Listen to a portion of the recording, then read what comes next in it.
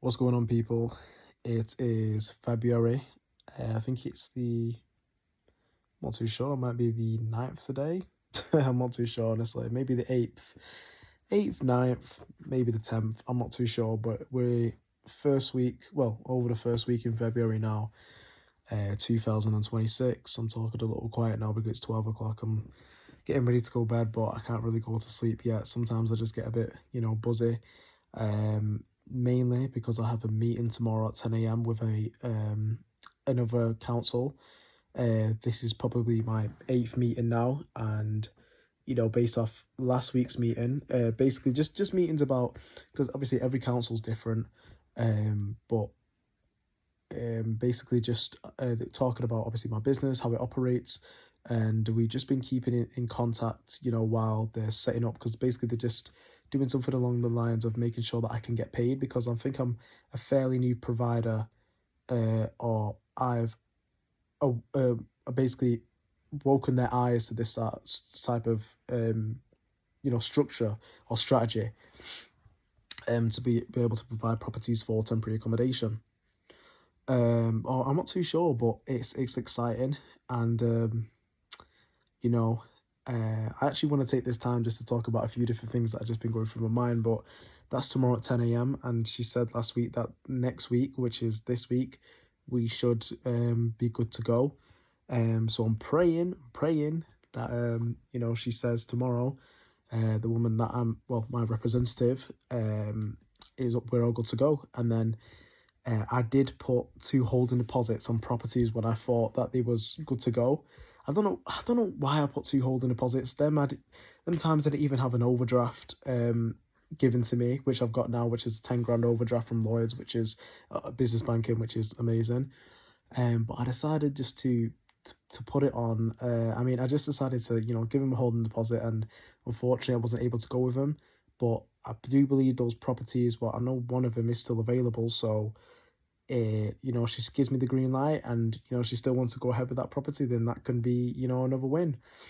I do need to be mindful about the amount of money that I'm spending, because I am in my overdraft about 4 grand now. Of course, well, here's a bit of the scary thing, and I do have to relax here, because it will work itself out eventually. Of course, I am taking a risk, and all this business is a risk at the end of the day. Well, not it's not all just a risk, but it is risky at the end of the day. So as loads of businesses.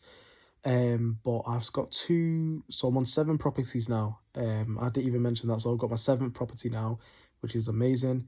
I do need to actually start taking videos of these type of properties, but I take videos and then I just forget to upload them. So, yeah, my 7th property, and I was going off what I was just saying then. But yeah, so 2 have not been filled yet. Now, one person was due to move in today, but unfortunately my representative in the local authority that I've got on with, which is a different one to the one that I'm having a meeting with tomorrow, he was unfortunately in a car accident, and it was nothing major, so obviously thank God for that. Obviously, hope he's okay, hope he's good, but basically he wasn't able to view the property. So I'm just a bit scared now about, because I know what he said, he wants to get the property going.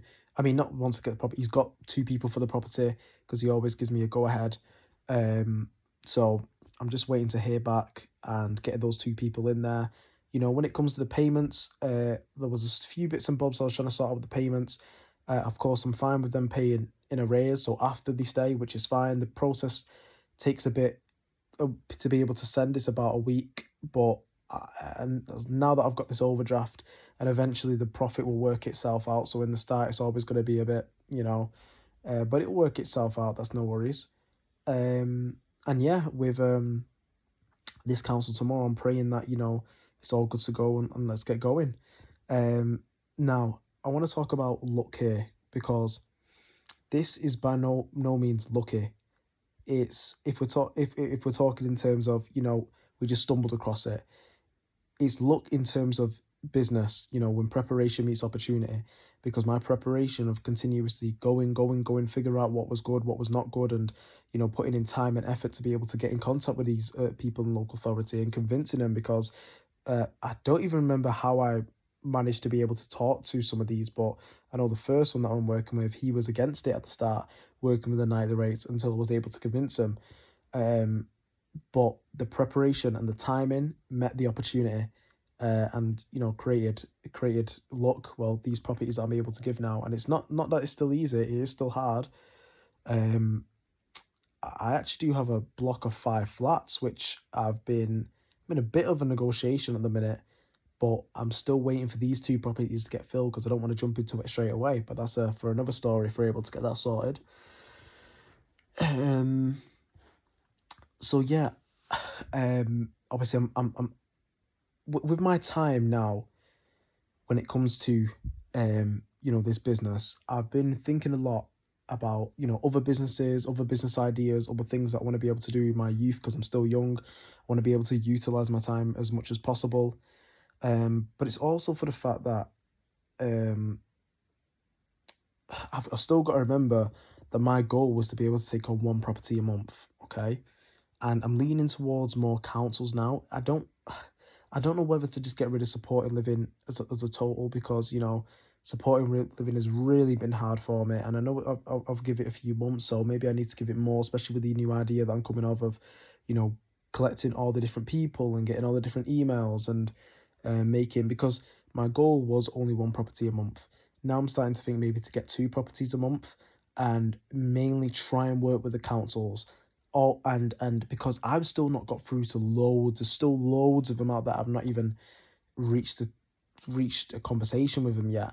So maybe this is what I'm talking about before when I had loads of ideas, because I've got on with these 2, which is good, but I need to get out there and start doing everything I possibly could, sending multiple emails, calling to be able to get into these people, getting all different types of emails and being proactive as possible to be able to get in, because I could very well get in with temporary accommodation and 1, 2, 3, 4, 5, 6 different people, or maybe a tenant act and maybe work with them that way, because my mentor says he does a tenant act, which gives a good incentive as well as a good top up. And he says for every 2 properties we get a temporary accommodation one, which is on the nightly rate. So it's all about negotiation. It's working with as many people as possible. Relationships are the key to this game. And so I've noticed that with the people that are successful within this business model, mainly are going with the councils, because obviously it's easier to scale with councils and it's a lot more simpler. With supported living, I've realised that most of them are looking for HMOs, and if it's normal residentials, of course, the top up's going to be hard to be able to get. And with the HMOs, a lot of the time, like I have done, which I've had HMOs, and loads of people. And this is the thing as well. I've been hit down from, I found HMOs, and I've been let down massively from providers, getting them to view the property and they're just saying no or ignoring me. So there is the case of trying to get a magnitude of providers so that never happens again. So, if one falls through them, you got bang, bang, bang, you got 4 of them, and then the 4th one takes it on. So that's kind of been the thing that makes me don't want to go with that.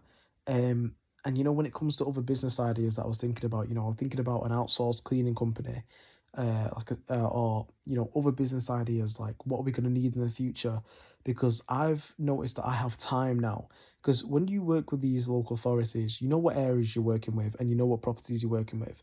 So it's very easy once you're in this position now. Not easy, but yeah, it's very easy to understand that, okay, these are all the different platforms to be able to get properties. Of course, you go into them and stuff like that, but you do that once when you go into agents and stuff like that, and you keep on top of it, but that's only going to take you maybe 2 hours a day, maybe less than that. So, of course, it's about working with a multitude of councils to the point where you're working with every single one that's allowed you to be able to say yes, and you're able to work in multiple different areas, and your main priority now is getting the money to be able to do it, because you've got loads of tasks to be able to do, loads of properties to be able to find, but it's the money aspect when it comes to temporary accommodation. AST, not so much, but I'm thinking when it comes to supported living, you I'm only making 300, which I don't want to say I am making a good profit of £300 on those HMOs. But when it comes to normal houses, you don't really want to be doing that, in my opinion. Anyway, I'd rather work with the council to get that £200 top up. and basically do it as like kind of like a management thing.